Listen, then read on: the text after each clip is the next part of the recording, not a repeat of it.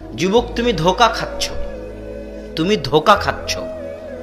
যে দিনদার নয় তুমি তাকে দিনদার মনে করতেছো, এটা নিজেকে ধোঁকা দেওয়া। শয়তান তোমাকে ধোঁকা দিচ্ছে, শয়তান তোমাকে ওয়াসওয়াসা দিচ্ছে। কেন স্ত্রী দিনদার হওয়া লাগবে? এখানে আর একটা কথা বলি, কিছু যুবক এই কথা শুনে একটু হাসতেছে, তো এই জন্য এখানে আর একটা কথা বলতে হয়। সেটা কি, আমার একটা ক্লাসমেট নাম হচ্ছে নানজুম আঞ্জি, খুব ভালো মেধাবী ছাত্র, আমার সাথে মাস্টার্সের চান্সও পেয়েছে। তো অনার্সে পড়া অবস্থায় তাকে আমি একদিন জিজ্ঞেস করছিলাম গল্পে গল্পে যে তাদের দেশে ছেলে মেয়েদের মধ্যে প্রেম প্রীতি আছে না নাই, অবৈধ সম্পর্ক যেটা বলা হয়। তা আমি আরবিতে বলেছি মোহাব্বাহ বা ইশক। তো ওই ছেলে খেপে গেছে, রাগান্বিত হয়ে গেছে। তা আমি বুঝলাম না যে কেন রাগান্বিত হওয়ার। আমি বললাম, লেশ তাকদাব, এত রাগান্বিত হওয়ার কারণ কি? তো বলতেছে, কেন রাগান্বিত হব না, তুমি ইসলামকে অপমান করতেছো। আজিব, আমি ইসলামকে কিভাবে অপমান করলাম? আমি ইসলামকে কিভাবে অপমান করলাম? বলছে, যে ছেলে মেয়ে প্রেম করে তাদের এটাকে প্রেম নাম দেওয়া এবং ভালোবাসা নাম দেওয়া ইসলামকে অপমান করা। এখনো বুঝেননি? এই সম্পর্কটার ইসলামে কি নাম আছে? জেনা। এই সম্পর্কটার ইসলাম কি নাম দিয়েছে? জেনা। তুমি আমাকে বলো যে আমাদের দেশে জেনার সম্পর্ক হয় না, হয় না? তাহলে তোমার প্রশ্ন ঠিক আছে, তুমি আমাকে এটা কেন জিজ্ঞেস করতেছো যে আমাদের দেশে ভালোবাসা প্রেম প্রীতি আছে না নাই? তুমি এই ভালোবাসা প্রেম প্রীতি শব্দটা জেনার ক্ষেত্রে লাগিয়ে ইসলামী পরিভাষার অপমান করেছো। কত ভারী কথা, বুঝতে পারছেন? এই কথার ওজন কত, বুঝতে পারছেন? তাহলে যুবক, এখানে হাসার অবকাশ নেই। তোমার এটা ইসলামের পরিভাষায় প্রেম ভালোবাসা বললে, মোহাব্বত বললে ইসলামকে অপমান করা হবে। এটা আমার বলার সুযোগ নাই। এটা তোমাকেও বলতে হবে যে আমি জেনা করতেছি। এখন আমার সাথে যে জেনা করতেছে সে অনেক দিনদার, এটা বলতে হবে, তাহলে আরো মজাক হবে। এখন তুমি বলো যে তোমার সাথে জেনায় লিপ্ত আছে সে দিনদার কিনা, ভালোবাসা বলিও না, প্রেম বলিও না, তাহলে ইসলামের অপমান হবে। এবার বিবাহের বিষয়ে রাসূল সাল্লাল্লাহু আলাইহি ওয়াসাল্লাম বলতেছেন, তুনকাহুল মারআতু লিআরবাইন, তোমরা 4টি জিনিস দেখে মেয়েদেরকে বিবাহ করে থাকো। লিমালিহা, লিহাসাবিহা, লিজামালিহা ওয়া লিদীনিহা ফাজফার বিযাতিদ্দীন। তোমরা ধন দৌলত, বংশমর্যাদা, সৌন্দর্য, টাকা পয়সা দেখে, দিনদারিতা দেখে তোমরা মেয়েদের পছন্দ করো, তবে আমি মুহাম্মদ সাল্লাল্লাহু আলাইহি ওয়াসাল্লাম তোমাদের বলে যাচ্ছি, তোমরা যদি বিবাহ করার সময় মেয়ের মধ্যে টাকা পয়সা নাও পাও সমস্যা নাই, সৌন্দর্যতা নাও পাও সমস্যা নাই, বংশমর্যাদা নাও পাও সমস্যা নাই, তবে অবশ্যই যেন তোমার স্ত্রীর মধ্যে দিনদারিতা থাকে। দিনদারিতা দেখে তুমি স্ত্রী চয়ন করো। এখন যুবক বলতেছে যে আমি যার সাথে প্রেম করি সে অনেক দিনদার, 5 ওয়াক্ত সালাত আদায় করে। এর চাইতে হাসি মজাকের কিছু আছে? যে দিনদার সে পরপুরুষের সাথে কথা বলবে? অসম্ভব। তো দিনদার মেয়ে কেন বিবাহ করতে হবে? দিনদার, পরহেজগার, তাকওয়াবান মেয়ে কেন বিয়ে করতে হবে? কেননা একটি আদর্শ ইসলামী পরিবারের সবচেয়ে বড় ভিত্তি, সবচেয়ে বড় খুঁটি, সবচেয়ে বড় স্তম্ভ হচ্ছে সতী, পরহেজগার, তাকওয়াবান স্ত্রী। এই সতী, তাকওয়াবান, পরহেজগার স্ত্রীর মূল্য আল্লাহ এবং তার রাসূলের নিকটে, ইসলামের নিকটে সীমাহীন ও অপরিসীম।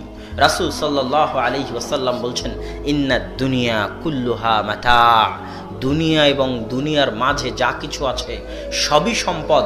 ওয়া খায়রু মাতাইহা আল মারআ সালিহা, আর সবচেয়ে দামি, সবচেয়ে মূল্যবান, সবচেয়ে শ্রেষ্ঠ সম্পদ হচ্ছে একজন সতী, পরহেজগার নারী, মহিলা, স্ত্রী।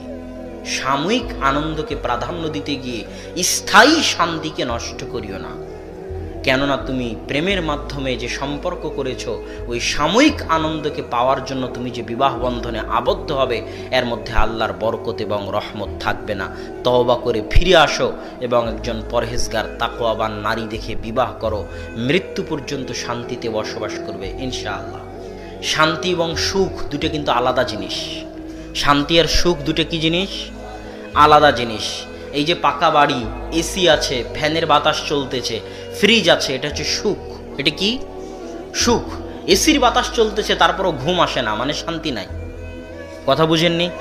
এসির বাতাস চলতেছে তারপরও ঘুম আসে না, পোলাও কোরমা দিয়ে ভাত খেয়েছে তাও ঘুম আসে না, ফুল সাজানো আছে, কত কি সাজানো আছে শোকেজে, টাইলস লাগানো আছে তারপরও ঘুম আসে না, মানে কি নাই? শান্তি না। শান্তি হচ্ছে অমূল্য জিনিস, যা ইসলাম দিতে পারে। কে দিতে পারে? ইসলাম দিতে পারে। সম্মানিত উপস্থিতি, এবার যখন বিবাহের অনুষ্ঠান শুরু হয়ে গেল, চলে আসলো, তখন আমি আগেই বলেছি বিবাহ পৈতৃক সম্পত্তি নয়, আল্লাহর রাসূলের দেখানো পথ অনুযায়ী বিবাহ করতে হবে। বিবাহের নামে যত রসম রেওয়াজ, অপসংস্কৃতি, বেহায়াপনা, বেলেল্লাপনা যা সমাজে আছে, যেটা বিবাহকে কঠিন বানিয়েছে, আনুষ্ঠানিকতা বিবাহকে কি বানিয়েছে? কঠিন। যে সমাজে বিবাহ যত কঠিন, ওই সমাজে জেনা তত সহজ। যে সমাজে বিবাহ যত কঠিন, ওই সমাজে জেনা তত সহজ। আমাদের সমাজে হিন্দুয়ানি রীতি আছে, স্বামী মারা গেলে স্ত্রী দেখবেন আর একটা বিবাহ করবে না। আমাদের সমাজে আছে না নাই? মুসলমান সমাজে এটা হিন্দুদের নীতি, জেনা করবে কিন্তু আর একটা বিবাহ করবে না। এটা কাদের নীতি? হিন্দুদের নীতি। আরে খাদিজা রাদিয়াল্লাহু তাআলা আনহা থেকে শুরু করে, উম্মে সালামা রাদিয়াল্লাহু তাআলা আনহা থেকে শুরু করে, তাদের স্বামী মারা গেছিলেন। স্বামী মারা যাওয়ার পর আল্লাহ রাসূল তাদেরকে বিবাহ করেছেন। আল্লাহ রাসূল বিধবাকে বিবাহ করেছেন। আল্লাহ রাসূল তালাক প্রাপ্তকে বিবাহ করেছেন। তাহলে আমাদের সমাজে একবার তালাক হয়ে গেলে, একবার স্বামী মারা গেলে তার আর বিবাহ হবে না। সেটাই যেন সেই মেয়ের সবচেয়ে সম্মান মর্যাদার, যে ছেলে মেয়ে নিয়ে আছে, স্বামী মারা যাওয়ার পর এখন আর বিবাহ করেনি, এটাই যেন সম্মান মর্যাদার। এটা কুসংস্কার, হিন্দুয়ানি কুসংস্কার। যেই সমাজে বিবাহ যত কঠিন, ওই সমাজে কি তত সহজ? জেনা তত সহজ। বিবাহকে সহজ করে দিতে হবে। যাবতীয় হিন্দুয়ানি কৃষ্টি কালচার থেকে বিবাহের সাথে যত রসম রেওয়াজ আছে, সব হিন্দুদের থেকে এসেছে। সব হিন্দুদের থেকে এসেছে। বিবাহে যত কৃষ্টি কালচার আছে, সব এই সমস্ত হিন্দুয়ানি কৃষ্টি কালচার বন্ধ করে বিবাহকে সহজ করতে হবে। আল্লাহ রাসূলের সাহাবী বিবাহ করেছে, আল্লাহ রাসূল জানেই না। আল্লাহ রাসূল বলছে, আব্দুর রহমান, তোমার গায়ে হলুদ যে, তো বলে আল্লাহ রাসূল আমি বিবাহ করেছি। আল্লাহ রাসূল জানেই না। আল্লাহ রাসূলের দরবারে একজন মেয়ে এসে বলছে, আল্লাহ রাসূল আমি আপনাকে বিয়ে করতে চাই। আল্লাহ রাসূল রাজি হলেন না। পাশে একজন সাহাবী ছিল, তুমি কি বিবাহ করবে? তো বলে হ্যাঁ করব। কি আছে তোমার কাছে?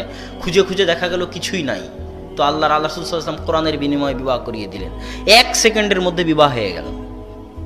বিবাহ এত সহজ, বিবাহ এত সহজ। আমরা আজ সমাজে বিবাহকে কঠিন করে দিয়েছি। দ্বিতীয় তৃতীয় বিবাহ সমাজে কঠিন হয়ে গেছে। বিধবা নারীকে বিবাহ করা সমাজে কঠিন, তালাক প্রাপ্ত নারীকে বিবাহ করা সমাজে কঠিন। যে সমাজে বিবাহ যত কঠিন, সে সমাজে জেনা তত সহজ। এই জন্য বিবাহের রাস্তাকে সহজ করতে হবে, উন্মুক্ত করতে হবে। বিবাহের রাস্তাকে সহজ করতে হবে, উন্মুক্ত করতে হবে। আসমান থেকে রহমত বর্ষণ হবে ইনশাআল্লাহ। কেননা মানুষের গুনাহের কারণে, ওই যে রাসূল সাল্লাল্লাহু আলাইহি ওয়াসাল্লাম বলেছে, কথায় কথায় কথা মনে পড়ে। আপনারা আব্বুর হাদিসেও শুনেছেন যে যখন ইমাম মাহদী আসবে, যখন ঈসা আলাইহিস সালাম আসবে, তখন একটা গাভীর দুধ খাবে একটা গ্রাম, একটা ডালিম খাবে একটা বংশ। এত বড় ডালিম হবে, গাভীর এত দুধ হবে। কেন? ওখানে হাদিসে বলা হয়েছে যে মানুষের পাপের কারণে শস্য ফলমূল কম হয়, মানুষের পাপের প্রভাব পৃথিবীতে পড়ে।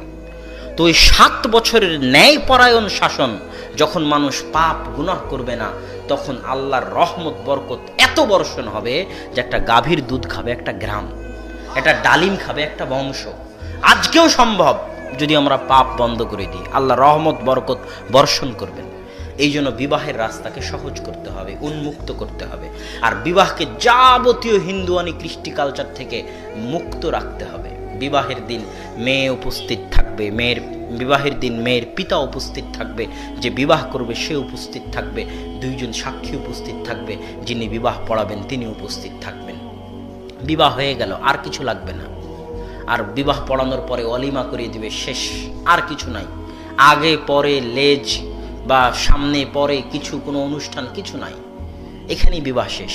এর মধ্যে আল্লাহ সুবহানাহু ওয়া তাআলা বরকত দিবেন।